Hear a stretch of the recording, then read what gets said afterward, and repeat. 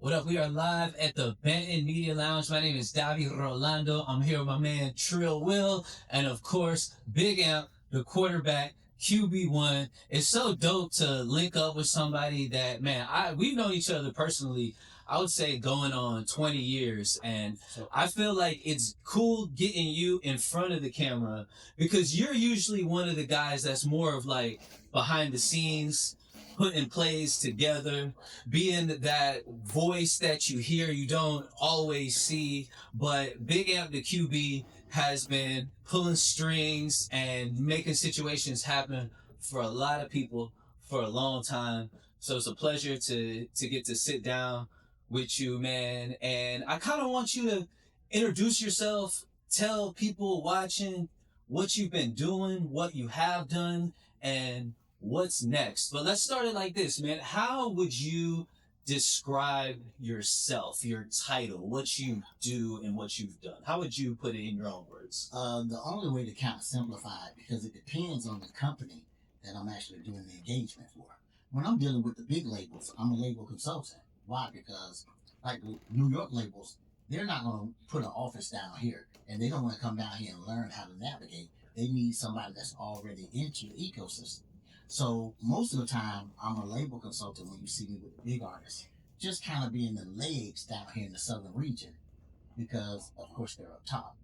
The second thing that I do is, of course, with some of the artists around here, and we got a really big music scene here in Tampa, but we have to teach them about structure, we have to teach them about infrastructure, and help them think and move like a brand so that when they do get a deal or get a chance to align with another brand, they actually have some leverage.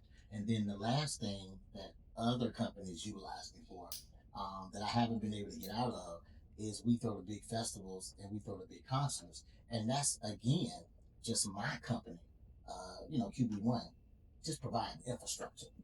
You see what I'm saying? Absolutely. So, And I know you be with the big artists, the big labels, but like let's say you're an up and coming independent artist. Is QB1, is Big Amp somebody in his team that I could get to help me on my journey? no doubt. Usually we have a system to where when someone contacts us, we try to find out what pieces that they're missing, and we try to find out who all is involved. Because one of my pet peeves is when a person has a manager and then a person has an investor, and then you have the artist, but everybody's going in different directions. Mm-hmm. And so I'm faced with the challenge to come in and find out what your weakness is and keep it from getting exposed. But that we have to do all that before we can get to the business. But we are, available to do work for them. We out here for hire, and that's something we do, especially in the southeast region as well as the Midwest. Could you give me an example of something that like an up and coming artist, it's a common scenario, that something that they're lacking, something that you oftentimes help people with? Well, it depends. Sometimes it's almost like building a house. Sometimes we're starting from the ground up, and we might have to put the foundation there because, as you know from being on both sides of the fence, sometimes artists, when they're first recording, they haven't found their niche, their lane. They're still trying to find their stuff, right? So sometimes I get brought in for that. Sometimes I get brought in for project management, or sometimes we might find an artist or they find us, and they're really polished, and then if they are, then we can actually skip a couple steps. Okay. But the thing that I run into most in Florida, and I'm gonna say this because y'all know I love it, is just a lack of either ambition or a lack of knowledge. And we have to find out which one it is or both, because that can hinder the music and that can hinder the process. Well, part itself, they say Hosea 4:6 say, "My people shall suffer from a lack of knowledge." That right. Says that, so right. We know that that's a major issue. So let's say if I was an artist, right, what was the first three things that you would tell me to do that if I'm from zero, I don't have nothing going on, what would be the first? And I'm glad you asked that question. Every situation is different. I've heard an artist that had an excellent song but terrible production. I've heard great production, terrible delivery. All right. I've seen an artist that could do everything, but they was an introvert. So what I like about my company is the way that my team works, we build a plan that caters to you. Again, custom. And we have to do it like that because we got different strengths and we got different weaknesses. What if I found out that you was a rapper and you had one song and we really believed in it? I'm not gonna let you go out there and mess it up and lose your clip early. I'm gonna say, well, hey, first, while we're planning your rollout, let's get you a couple more tracks. Let's turn you on to some other producers. Right. Because it's a leverage that I have just from relationships. And that is not being one thing. Right. And that's not being arrogant and cocky. It's like some of the producers that you may see that you may think that you don't have access to. You have access to. I have access. Correct. And respectfully, when they, and I definitely want to say this for all the artists, when people see structure and infrastructure, then they know that your movement is not by accident, but it's intentional and on purpose. That's a different respect that you'll give. We're in Tampa, Florida, Benton Media Lounge, sitting down with Trill Will, Big Amp, the quarterback. Amp, you are not one of these guys that's just going to be out here bragging on your accomplishments and like, hey, look at me. But I think it's important for people to know, like, what are some of the projects or accomplishments in your career that you're most proud of? It's going to be crazy because the three that come to mind, they might not resonate with everyone else. But I got a chance to work with Rashido way before what y'all see right now. You talking about Rashida that signed with with Dr. Dre at one point? I'm not sure, but she's the one. She's doing TV now, and right. She has brands and stores, and she got restaurants and all that. But when I worked with her, respectfully, Mall Cop, we was doing the independent grassroots, the whole nine. Her song landed on Mall Cop and it springboarded. And that's one of my memorable moments. The Blood Raw situation, the reason why that's going to always be the most special to me, because I got a chance to really see Jeezy in the early days. Okay. You see what I'm saying? And so that's memorable. But in terms of what I personally did, it was a project, man. Back in the day when Jackie O had her first wave, and then I'm not sure what happened or whatever, but we actually moved her to Tampa, and then it helped bring her back to life. And if you go look at her song called Boyfriend, and you are familiar with Tampa, you're gonna see we shot that video in Ybor City. Wow. And she has another video called My Dog. We shot that down there where the little trolley goes in Ybor City. Those are the projects that I'm most proud of because, and it's not for what we accomplished, it's for what I got to see at a bird's eye view. Because remember, Rashida was doing the grassroots, and no disrespect to Atlanta, but they had kind of abandoned her, or Atlanta was changing. Yeah. And so, bro, we was able to bring her to what we call a chitlin circuit and really get some motion in Georgia. So those are just a few. Since then we've done so much, but usually when the labels hire me, I'm not gonna say it's a gag order, but they saying, hey, this is why I'm paying you, but we get the credit. Mm-hmm. I remember during that Blood Raw situation with Jeezy and with CTE, and I remember hearing like with Blood Raw, like in the background, they're like, yo, he's got some really good people pulling the strings, like really helping out. And I think it's super important for artists to have somebody like you or somebody with a lot of expertise in their corner, because you could be an artist, and I've seen this happen multiple times, and you're experiencing, a certain level of success, and then a new situation comes about, and you don't necessarily, a lot of times they don't necessarily know how to capitalize on that situation, and they don't make the most of it. Whereas if you do have those pieces in place, that's how you become somebody who's like buzzing to you take off, and now you're really like reaching your fullest potential. And I'm sure you've seen those type of things play out often.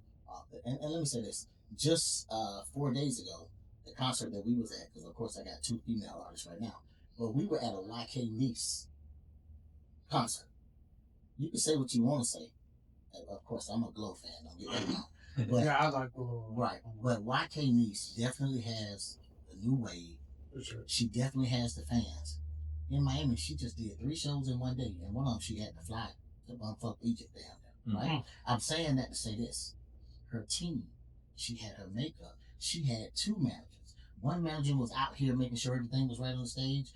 One manager was getting her in and out, this and that. Mm-hmm. She has a team. So, in my opinion, I have nothing to do with her situation. I'm not trying to take any credit, but it made me feel good to see everybody functioning like a sewing machine. And to your point, I know countless records that should have scored, and at the 5-yard line, 10-yard line, they fumbled. And the analogy that I use, if you're a person that likes Busch Gardens or Disney World or something like that, once your record is popping, you're already on the roller coaster. Mm-hmm. Ain't nothing you can do but do this. But if you're prepared and if your preparation is there, then all we do is fix it to where the learning curve isn't as costly. Because once you die down, it's hard to build that buzz back up. Okay, so there's been a clear, in my opinion, I feel like there's been a clear momentum shift in music in general. And then also the delivery of how new music is presented and how people find new music. I'm glad you said that. What are some tips and advice that you can give? Because it seems to be going back to the Master P method out the trunk in some type of way with some type of product. But if you just kind of elaborate on that, like what kind of advice would you give? Well, I'm gonna sell it to you how I have to give it to the label. Okay. If as a country we're going to war, we know we got the Army, the Navy, the Air Force, and the Marines. We utilize all of them. Yeah. So I'm not saying that none of these methods are wrong, but I'm looking at where the game's going. You're going to have a foundation. You're going to have real fans. Mm. And with that being said, you and your team and your engagement with your fans and your fan base, that's going to determine how far you go. As well as, and this is only because of where we are, in Tampa Bay right now, somebody on your team has to have conflict resolution. Mm. Because remember, when you, and I don't know the correct way to say it, but I'm going to say it if I was talking to my people. The people that's on your team, y'all got to have a relationship. Y'all got to have love, respect, and admiration. So that way, when you guys are at odds, it won't go any further. And so for every team, it's going to be conflict because we have to hold each other accountable. And yep. So we, as long as you don't do it out of text and in front of people, but yes, when that door comes, that's a key point. Right. Not in public. Not in public. And respectfully. A lot of people that came through my tribe are bigger than me now. Mm. All right? Okay. But that says a lot about a teacher, though. Okay. But was my intent. Because anybody, whether you come do a year worth of business with me or 2 months, you're going to leave in a better condition. But back to what I was saying about the conflict resolution. Every team has conflict. Now that we have social media, we just found out in the last 5 years. Oh, they fall at practice? Mm. Without social media, we would have never knew. No, that's true. You see what I'm saying? Like, for instance, I'm from Gainesville. So until they just did this nice little documentary over the last couple of years, you would think all the players got along. Until Hernandez did whatever he did. Like, so how that comes back to our conversation is, I think the knowledge, the experience of somebody that has built it from the bottom, like, that's what it's going to take. Because to your question, everybody can put out a record now. Everybody can put out a single now. The game is going back to, are you putting out a single, making it available to everybody? Or are you working it? Yeah. And working it just basically means building. And what's unfortunate, and this is not everybody, but this is just what I encounter. We all want the microwave. We all don't have patience. We all want the shortcuts. For 15 years, I've been saying there's no shortcuts, but people don't like when I say that. It's true. All I'm saying is this a house? Because if it is a house, that's solid foundation. That's all I'm saying. And the cornerstone got to be on point. That's it. We're live from Benton Media Lounge, Trill Will, Big Amp. So, what if I'm an independent artist that's at the beginning of my journey? I don't have a team. It's me, a dollar, and a dream. Is it too early in my, endeavors to holler at a Big Amp? can you be my team? Like, at what point does it make sense to reach out and be able to say, hey, I might need some help with this? Remember, I used to be an artist, so I operate differently. Most of the guys at my level of higher, they're gonna frown when you're talking to them. But with me, I'll give a conversation to anybody, and even if you come get me and make me aware of who you are and what you're doing, I'm a person that I'm gonna give you a little bit of time. But what happens if you start to buzz? Now I met you working. Now I see growth. I might do an assessment and find out if I can't be your manager, I might just get you one. Mm-hmm. Because sometimes the talent, the attitude, the work ethic, and what you put in is undeniable. And with me, you know, don't get me in trouble on the internet, but effort, I reward effort. You see what I'm saying? And you don't know. You came up to me and asked me to be your manager. And I might have told you no, but I might go in my toolbox and let you hold a tool. Now, I might take the time to really go to your page. Right. It might be something about you that I like. Now, I might go to Ebor to your show that got 36 people in it. And guess what I'm watching for? I'm watching for body language. I'm watching for, do you believe you got what it takes? I'm watching, did you perform? And then soon as you perform, you left. So now I'm looking at, look, you ain't do no networking. You think you already him. One of the most, and I'm going to answer your question, but one of the most aggravating things to me is when you walk up to a person, one, there's a certain way that you should articulate and interact. You see what I'm saying? It's still protocol. And then two, don't overspeak yourself because not everything is on the internet. Mm-hmm. And last but not least, I just believe people don't give you a second and third chance. You see what I'm saying? So, but I only got that much grace and mercy for the situation because I was an artist. Right. And so if I see an artist and they taking it serious, that's probably the quickest way to get me because you got to know what you're asking for. You might be an artist and then come to find out that you're an artist because you really is a producer, but you're tired of people wasting your records. Then now, like, it's different things that we can do. In this business, there's so many needs till we might find out that you have another niche. Or you might have access to something in your phone that you underutilize. You might say, yeah, Rob, it's just getting pretty hard with the money and this and that. But yeah, I was a basketball star and my mom is the VP at Coke. Bro, you do have an investor. Because now if it's good for the company, you might start out as a brand ambassador. But these are different positions that people don't know are available. And is this just a hip hop thing? Let's say I'm a fire country singer. Can you help me out? I definitely can help you out because this is what it is. There are basic fundamentals of business, right? And then when you deal with people from all walks of life, like I do and like I have, then unless you just really hate that genre of music, it is transferable. And I'm gonna tell you a perfect story. I don't know who it is, so the audience can look it up later.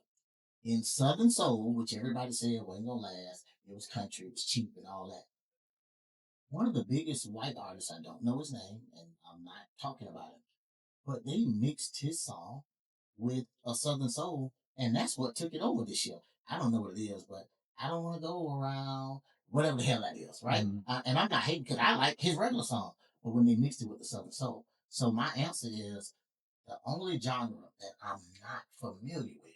Of course, I can't speak Spanish, but the Puerto Ricans that I deal with, I got interpreters and things like that. I wouldn't be good at heavy metal because, and I'm not hating on the music, it's just not familiar to me. But I love country. You feel me? And I remember when reggaeton, man, really had took off. Yeah. And just took the game. And by us being in Tampa, I was like, please, somebody give me one of those guys. You feel me? So it's a space for everybody. It's almost like when a person wants to play basketball, he's like, oh my gosh, I want to go to Duke University. But then he finds out, if you really want to go to college, you see what I'm saying? And for everyone, this is why I don't like people to follow trends and I want them to be authentic. You have a crowd. You have a tribe. You just have to do enough work to draw them out. I've been watching you make moves and do your thing for damn near 2 decades, and it's always been constant motion, improvement. So I want to know what's next. What's the next move for Big Amp, for QB? What's on the horizon, and where's the game going in your opinion? Okay. So two questions. What's next for me is it's about three more people that I'm training because we have a lot of people in front of the camera. Mm. We don't have enough good businessmen behind it. And so before I get to the next question, when you seen the Murder Inks and the So Deaths, they were something that was called boutique labels. That's because the people with the money could actually give them and let them say, "Hey, I know my region. Mm. You don't have to tell me nothing because I know what we're doing down here." And so now that they're back trying to discover those people because they ain't got nobody in office, I want to go and be like a baby L.A. Reid for the South. You see what I'm saying? And all that'll do is I'll still get to facilitate, but I'll get to identify talent behind the scenes. Because look, we haven't had Jermaine Dupri in forever. Mm. No disrespect, I love Timberland, but we ain't like we done got some deep people, but you don't get nobody that's moving like that. And so that's what's next, for me. What was the same question again? Where's the game going? Where do you see what next? The game is going back to they looking for responsible people to align with.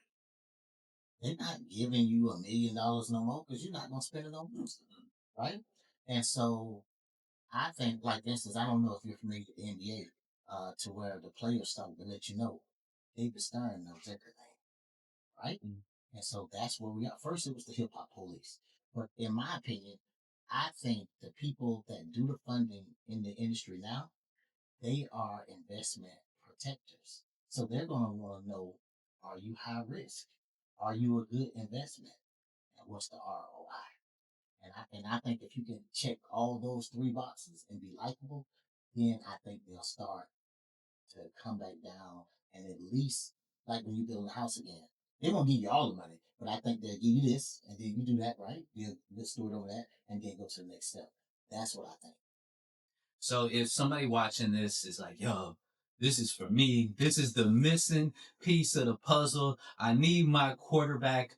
What's the process? Obviously, they reach out to you, Correct. and then what you guys kind of have like a consultation. I know you have a lot of people that are in looking for your services. So I'm sure you're not taking on every project that comes your way. It has to be the right fit for both parties. But in closing, can you kind of let me know what that process would look like to securing you in the squad to help me blow this thing out of the water? It's funny if you was to look at what I posted yesterday. I'm real big on how can two walk if they don't agree. That's biblical. Um, the way my system works is, yeah, they contact me, then they probably book a consultation, and then from there, I have to make sure that I'm a good fit from them before we can even talk about which service um, that I can provide. Because I'm not going to sell them something that they don't need. But if they don't understand the industry and really how it works, let's say they call me and say, "Nah, man, get out of here on the phone." I'm gonna let them know you've already skipped 70 steps, and that no disrespect to you, but that tells me that you just want to be the king of the city. That's not what I'm on. I'm looking for the next thing. I'm looking for somebody that understands business, and my aspirations are global. I've done a lot of stuff in the United States. I only went overseas like once or twice, but I've seen that it's possible. You see what I'm saying? Absolutely. And one thing that I'm gonna say about Tampa is I do want us to have a little more togetherness, but I also want them to remember when all of Florida, was kind of mimicking our stuff, our sound. And that's no discredit to the other places. But one time, it was Tampa, Tampa, Tampa, Tampa, Tampa. And I just wish it would get back to that. And with the guys, the collection of people that's kind of doing the new Tampa thing, they don't know it, but I'm one of their biggest fans because I'm seeing them, and this is just my opinion. I'm online, I'm everywhere. But when I see them not make excuses and put out stuff and stay consistent, bro, that does it for me. Yeah. So I'm still, I'm rooting for the independence. And because I used to be an artist, it's hard for me to watch anybody have excuses because we didn't have none of these toys. Yeah. You see what I'm saying? So you're not feeling sorry for somebody in their long list of excuses. Let me just say something real quick, man. As a DJ, and I know a bunch of DJs, radio, club, it's one thing to get a song emailed to you from an artist that you're not so familiar with. It's a whole different thing when Big Amp is in the email. It's like, yo, hey, check this out. That email is gonna get opened a lot faster and taken a lot more seriously. So, it's great to see the motion that you're in this, doing it, not still doing it, but like doing it at such a high level, better than ever. And if I was an artist that's really trying to take the next step and really taking my career seriously, and I wasn't filled with excuses, because we don't feel sorry for those over here, this would be one of the first phone calls I would make, one of the first people I would reach out to. I'd book that consultation, and I would seriously consider, having you help me out on this journey.